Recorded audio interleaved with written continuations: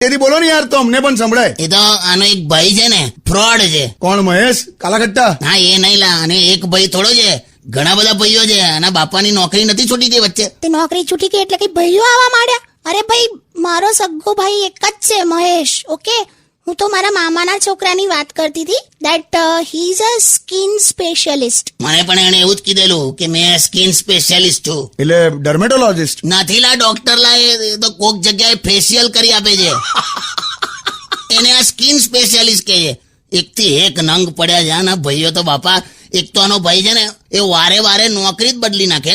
એક નોકરી છોડી દે, પછી બીજી છોડી દે, ત્રીજી. ક્યાં છે અત્યારે? શું કહું તમને, એ તો બિચારો મરી ગયો ને. કેમ, શું થયું કાકી? અરે, કોઈક ઇલેક્ટ્રિક કંપનીમાં હતો અને વાયર પકડ્યો ને તો એવો કરંટ લાગ્યો કે ઓન ધ સ્પોટ મરી ગયો. ચાલ, સારું કહેવાય. એક નોકરી તો એને છેલ્લે સુધી પકડી રાખી. શું બોલો છો?